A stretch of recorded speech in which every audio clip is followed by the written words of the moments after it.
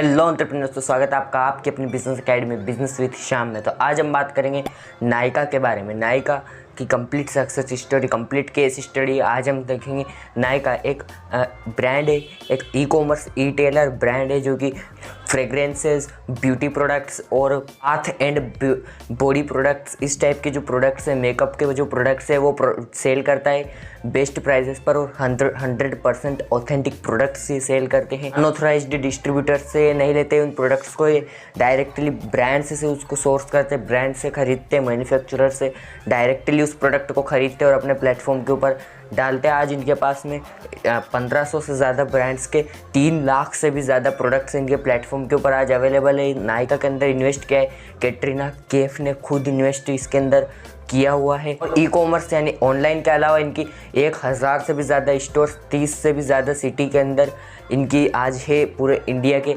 अंदर। तो इतना बड़ा है ये नायका, कैसे ये शुरू हुआ, इसकी शुरुआत को अभी हम सबसे पहले हम समझेंगे कि नायका का आइडिया एक्चुअली आया कैसे। तो नायका का आइडिया है, इसकी जो फाउंडर है फाल्गुनी नायर, जो कि नायका की फाउंडर है, इन्होंने देखा कि जो इंडियन मार्केट है, इंडियन ब्यूटी प्रोडक्ट्स की जो मार्केट है उसके अंदर एक बहुत बड़ा गैप है कि यहाँ पर जो डिमांड है प्रोडक्ट्स की, वो डिमांड मैच नहीं कर रही है उस डिमांड के अकॉर्डिंग। इतने अच्छे प्रोडक्ट्स है और इतना अच्छे मीडियम्स नहीं है उन अच्छे प्रोडक्ट्स को परचेस करने के। और जो मीडियम्स, जो एग्जिस्टिंग स्टोर्स हैं जो कि इन प्रोडक्ट्स को सेल करते हैं, वहाँ पर जो सेल्फ स्टाफ है वो प्रॉपरली और डिटेल के अंदर प्रोडक्ट्स के बारे में नहीं बताते हैं उन प्रोडक्ट्स के बारे में। तो इससे नायका का इनको आइडिया है। और फिर ये एक इंसिडेंट हुआ जब ये जो इसकी फाउंडर है फाल्गुनी नायर, ये जब सेफोरा नाम के का एक स्टोर है, जैसे अपने यहाँ पर नायका, इस तरह से सेफोरा नाम का एक स्टोर है फ्रांस के अंदर, पेरिस के अंदर। तो वहाँ पर ये एक बार गए थे, तो वहाँ पर इन्होंने देखा कि वहाँ अलग अलग वैरायटी के कई सारे ब्रांड्स उस स्टोर के अंदर अवेलेबल थे और उन्होंने वहाँ पर $100s ऑफ डॉलर्स की वहाँ से शॉपिंग करी और वहाँ से इसका आइडिया लिया इन्होंने नायका का। और फिर इंडिया करके और अपनी जो जॉब थी, पहले ये जॉब करती थी, एक्स MD थी ये कोटक महिंद्रा कैपिटल के अंदर, उस जॉब को क्विट किया और अपने पति संजय नायर जो कि एक बैंकर, उनके साथ में मिलकर के 2012 में नायका की शुरुआत। नहीं था कि शुरुआत करते टाइम पर इनको कोई स्ट्रगल नहीं आई, इनको स्ट्रगल्स भी बहुत आए। सबसे बड़ी जो स्ट्रगल इनको, चैलेंज इनको आया, वो आया बड़े बड़े ब्रांड्स जैसे अमेज़ॉन, फ्लिपकार्ट के साथ में कम्पीट करने का, क्योंकि ये जो ऐसे ब्रांड्स हैं जो कि बुक से लेकर इलेक्ट्रॉनिक आइटम्स तक हर चीज़ को सेल करते हैं ये प्लेटफॉर्म्स। तो इनके सामने इस छोटे से प्लेटफॉर्म नायका का कम्पीट करना मुश्किल था। ये भी एक बहुत बड़ा चैलेंज इनका था। तो इसको इन्होंने फेस किया कि इन्होंने माइक्रो नीच के ऊपर फोकस किया। माइक्रो नीच में केवल इन्होंने वुमेंस के लिए ही जो मेकअप प्रोडक्ट्स, ब्यूटी प्रोडक्ट्स थे उनको सेल किया, जिससे कि जो कि और डायरेक्टली इन्होंने जो अमेज़ॉन, फ्लिपकार्ट वगैरह है वो अनऑथराइज्ड सेलर्स से भी प्रोडक्ट यहाँ पर लिस्ट करवाते हैं। लेकिन नायका ने एक अलग ही मॉडल निकाला कि नायका ने जो मैन्युफैक्चरर्स और जो ब्रांड्स और जो ऑथराइज्ड डिस्ट्रीब्यूटर्स है डायरेक्टली उनसे सोर्स करता है अपने प्रोडक्ट्स को और अपने प्लेटफॉर्म के ऊपर लिस्ट करता है, जिससे कि 100% ऑथेंटिक प्रोडक्ट्स मिलते हैं और इन ब्रांड्स को ये कम्पीट कर पा रहा है आज। फिर एक और चैलेंज इनको आया कि जो बड़े बड़े ब्रांड्स हैं वो बड़े ब्रांड्स नायका के प्लेटफॉर्म पर अपने प्रोडक्ट्स को, जो महंगे ब्रांड्स है, लग्जरी ब्रांड्स है, वो नायका के प्लेटफॉर्म पर अपने प्रोडक्ट्स को नहीं रख रहे थे, क्योंकि उनको ऐसा लग रहा था कि यहाँ पर उनके जो प्रोडक्ट्स है वो लो कॉस्ट जो प्रोडक्ट्स है उनके साथ में ही उनके हाई कॉस्ट प्रोडक्ट्स भी जाएंगे, तो इससे उनकी जो ब्रांड वैल्यू है उसके ऊपर इम्पैक्ट पड़ेगा। तो इसके लिए उन्होंने अग्री नहीं किया, लेकिन फाल्गुनी नायर ने हार नहीं मानी और उनको कैसे भी करके कन्विंस कर ही लिया। और आज नायका के ऊपर 3 लाख से ज़्यादा प्रोडक्ट्स, 1500 से ज़्यादा बड़े ब्रांड्स के। आप नायका का बिजनेस मॉडल समझते हैं कि इनका बिजनेस मॉडल क्या है, किस तरीके से इनका बिजनेस मॉडल पूरा वर्क करता है। तो इनका जो बिज़नेस मॉडल है वो एक इन्वेंट्री बेस्ड बिजनेस मॉडल इन्होंने बिल्ड किया है, यानी कि इसके अंदर ये ब्रांड से प्रोडक्ट को ख़रीदते हैं और उनको नायका के वेयर हाउस के अंदर रखा जाता है और नायका के वेयर हाउस रखा जाता है। अब जैसे कोई ऑर्डर आया तो वो नायका के वेयर हाउस से वो प्रोडक्ट निकल करके और कस्टमर के पास में पहुंच जाएगा। इसके अलावा ये भी करते हैं कि अगर मान लो कोई प्रोडक्ट आपने परचेस किया और वो जो सेलर है वो आपके नियर बाई में, आपके आसपास की ही वो दुकान वाला है, वो सेलर, तो इस कंडीशन में ये क्या करेंगे कि डायरेक्टली उस सेलर के पास मैसेज भेज देंगे और उस सेलर की शॉप से ही वो प्रोडक्ट आपके घर पे डिलीवर होगा। तो इससे बेनिफिट ये होगा कि पहला तो इनका जो लॉजिस्टिक्स का कॉस्ट है वो बच गया, और दूसरा कि इनको जो कस्टमर है उसको टाइमली ऑर्डर डिलीवर हो गया, एक दिन के अंदर ही ऑर्डर करते उसके पास में ऑर्डर उसके पास पहुंच गया है। तो ये जो इन्वेंट्री बेस्ड मॉडल है इसके थ्रू इनका जो मार्जिन है, प्रॉफिट मार्जिन है वो भी ज़्यादा रहता है। और इन्होंने 2017 में 5 साल के बाद में अपना ब्रेक इवन जो है वो अचीव कर लिया। ब्रेक इवन ये वो सिचुएशन होती है जहाँ पर नो प्रॉफिट और नो लॉस की सिचुएशन ब्रेक इवन की होती है, यानी आपने शुरुआत में जितना पैसा लगाया वो आपका सारा निकल करके आ जाता है। तो 5 साल में 2017 के अंदर इनका ब्रेक इवन आ गया। ब्रेक इवन एनालिसिस पर अगर एक वीडियो चाहिए तो नीचे कॉमेंट्स में बता देना। इसके साथ ही शुरुआत में जो कॉस्ट एक कस्टमर को जो कोका का होता था, इनका कॉस्ट ऑफ कस्टमर एक्विजिशन वो इनका शुरुआत में 1000 रुपये आता था, यानी कि एक कस्टमर को लाने के लिए 1000 रुपये इनको स्पेंड करने पड़ते थे शुरुआत में। वो भी घट करके 200 से 300 रुपये पर रह गया इनकी कस्टमर एक्विजिशन कॉस्ट इनका कोका के ऊपर भी अगर वीडियो चाहिए तो वो भी नीचे कॉमेंट्स में बता देना। नायका का आज 35 ऑफलाइन स्टोर है, 2 कैटेगरीज के अंदर इनके स्टोर से। पहला है नायका लक्स जहां पर लग्जरी प्रोडक्ट्स आपको मिलते हैं, लग्जरी ब्रांड्स के प्रोडक्ट्स आपको मिलते हैं नायका लक्स के अंदर। और दूसरा है नायका ऑन ट्रेंड जहां पर ये कैटेगराइज करते हैं प्रोडक्ट्स को, जो लोकल प्रोडक्ट्स हैं उनको उनकी पॉपुलैरिटी के बेसिस पर। अगर हम बात करें इनके टारगेट ऑडियंस की तो वो इनके 22 से 35 एज ग्रुप के जो लोग हैं वो इनकी मेन टारगेट ऑडियंस है। की कॉस्ट के अंदर आती है इनकी जो सैलरीज होती है एम्प्लॉयज़ की उसकी कॉस्ट, मेंटेनेंस की कॉस्ट और मार्केटिंग की कॉस्ट। तो ये पूरा बिजनेस मॉडल है नायका का। यहाँ पर हमने डिस्कस किया इनकी कैसे क्या कॉस्ट से होती है इनकी और सारी चीज़। हम चलते हैं अपने थर्ड स्टेप पर जो कि थर्ड सेक्शन पर जो कि मार्केटिंग स्ट्रेटजी नायका की। क्वालिटी प्रोडक्ट सेल करने के अलावा नायका अगर सबसे बढ़िया कोई चीज़ करता है तो वो है इनकी प्रमोशन एंड इनकी मार्केटिंग। इनकी जो पूरी मार्केटिंग है वो कंटेंट बेस्ड मार्केटिंग इनकी होती है। तो इनके अंदर ये सोशल मीडिया का यूज़ करते हैं, यूट्यूब का यूज़ करते हैं। तो इनकी जो स्ट्रेटजीज़ है उनको हम समझते हैं मार्केटिंग की स्ट्रेटजीज़ को 1 बाय 1। तो सबसे पहली स्ट्रेटजी इनकी आती है Nykaa Femina beauty awards. Nykaa Femina beauty awards ये ब्यूटी अवार्ड्स ऑर्गेनाइज करते हैं हर साल, जिसके अंदर एक्ट्रेसेस को ये इनवाइट करते हैं और वहाँ पर अपने प्रोडक्ट्स को ये शोकेस करते हैं। तो इससे जो यूथ्स है उनके अंदर नायका के प्रोडक्ट्स के बारे में और ज़्यादा नीड जनरेट हो जाती है और ज़्यादा अवेयरनेस उनके बीच में फैलती है। इनकी दूसरी मार्केटिंग स्ट्रेटजी है कंटेंट मार्केटिंग। कंटेंट मार्केटिंग के अंदर ये बेस्ट कंटेंट बनाते हैं जो कि शोकेस करता है जो ग्लोबल ट्रेंड्स जो चल रहे हैं इस इंडस्ट्री के अंदर, उन ट्रेंड्स को ये बताता है, जिससे कि यूथ्स को जो नए नए ट्रेंड्स चल रहे हैं उनके बारे में भी पता होता है और नायका उस टाइप के प्रोडक्ट्स ले आता है। तो उससे नायका की सेल्स और भी बढ़ जाती है। ये तीसरी मार्केटिंग स्ट्रेटजी है यूट्यूब चैनल।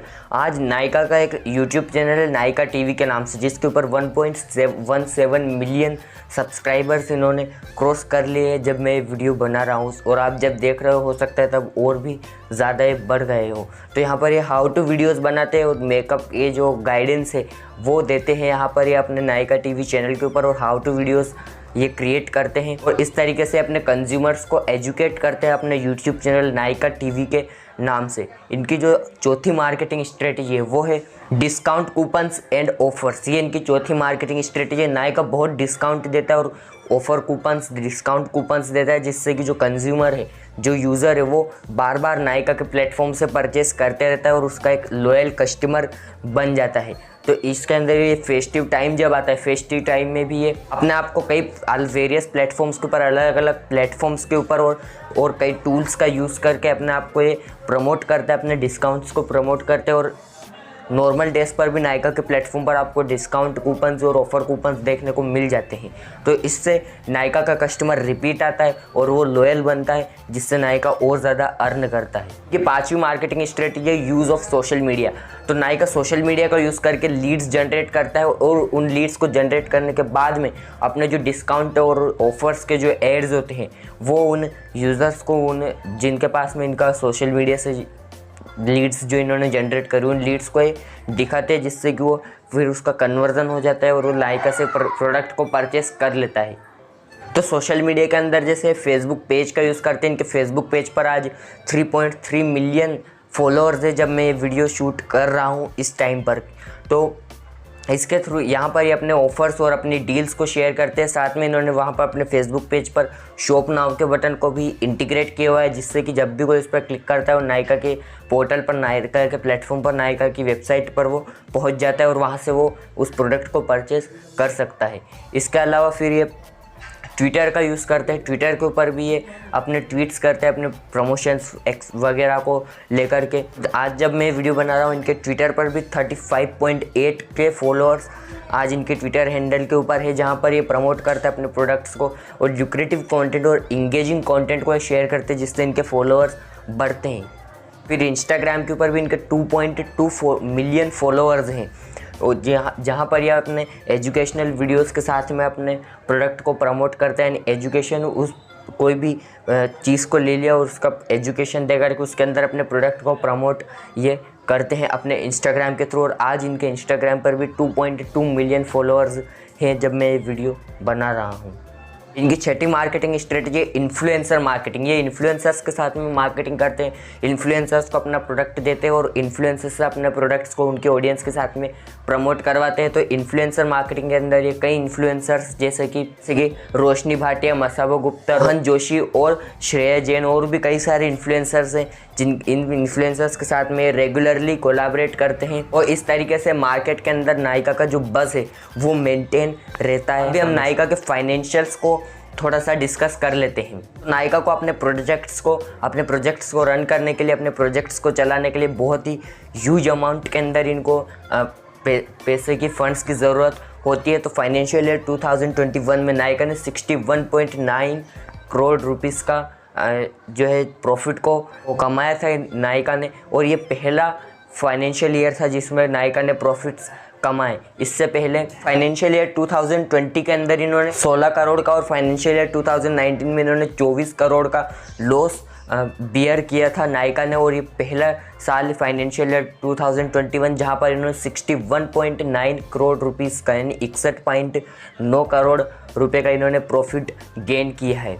31 मार्च 2021 की रिपोर्ट के अकॉर्डिंग फाइनेंशियल ईयर 2021 में इन्होंने 2452.6 करोड़ का इन्होंने रेवेन्यू रिपोर्ट किया है, जो कि 38.10% ज़्यादा है इनके फाइनेंशियल ईयर 2020 के रेवेन्यू से, जो कि इनका था 1777.8 करोड़ रुपीज़। और अभी तो ये अपना आईपीओ भी लाने जा रहे हैं। 4000 करोड़ का इनका आईपीओ होने वाला है, जिसके लिए डीआरएचपी इन्होंने फाइल कर दिया है सेबी के साथ में। और होपफुली इनका जो आईपीओ है वो फाइनेंशियल ईयर 2022 की शुरुआत के अंदर आ सकता है। क्या आप नायका के आईपीओ के अंदर इन्वेस्ट करोगे? नीचे कमेंट्स में ज़रूर बताना। अगर आपको नायका के आईपीओ के डिटेल्स के लिए, नायका के पूरी फाइनेंशियल और भी ज़्यादा फाइनेंशियल डिटेल्स के लिए और आईपीओ के पर्सपेक्टिव से एक कंप्लीट वीडियो नायका के ऊपर चाहिए तो नीचे कमेंट के अंदर आप वो भी बता सकते। अभी हम इनके इन्वेस्टर्स को भी थोड़ा सा डिस्कस कर लेते हैं। तो इनके जो इन्वेस्टर्स है वो इनको अप्रैल 2023 में एंड 23 अप्रैल 2018 को इनकी सीरीज़ डी राउंड में इन्होंने $10.07 मिलियन रेस किए थे अननोन इन्वेस्टर से। और 14 मई 2018 में इन्होंने सीरीज़ डी राउंड में $22.83 मिलियन की फंडिंग रेस करी थी। इसके अलावा सितंबर 2018 में इन्होंने $14.77 मिलियन की फंडिंग रेस करी थी लाइट हाउस इंडिया फंड से। और फिर अप्रैल 2019 में सीरीज़ ई राउंड में $13.43 मिलियन की इन्होंने फंडिंग रेस करी टीपीजी ग्रुप से। फिर 1 दिसंबर 2019 को इन्होंने सेकेंडरी मार्केट से $30 मिलियन रेस किए थे स्टेट व्यू कैपिटल से। और 31 मार्च 2020 को इन्होंने सीरीज़ एफ राउंड में $13.43 मिलियन रेस किए थे स्टेट व्यू कैपिटल से। और फिर 8 मई 2020 को वापस इन्होंने सीरीज़ एफ राउंड में $9 मिलियन वापस स्टेट व्यू कैपिटल से रेस किए। और फिर 2 जून 2020 को इन्होंने सीरीज़ एफ राउंड को अपना कंप्लीट किया और इसमें इन्होंने $196 मिलियन की फंडिंग रेस करी हीरो ग्रुप के सुनील कांत मुंजा। अभी हम चलते हैं हमारी इस केस स्टडी से हमें क्या लर्निंग्स मिलती है उनकी तरफ। तो पहली लर्निंग हमें मिलती है एज डजंट मैटर। आपकी एज मैटर नहीं करती है बिल्कुल भी। फाल्गुनी नायर जिनकी करंट एज 58 ईयर्स है यानी 58 ईयर्स ओल्ड है इन्होंने जो ऐसी एज में जब लोग रिटायरमेंट का प्लान बनाते हैं, रिटायरमेंट लेते हैं, उस टाइम पर इन्होंने अपना बिजनेस स्टार्ट किया।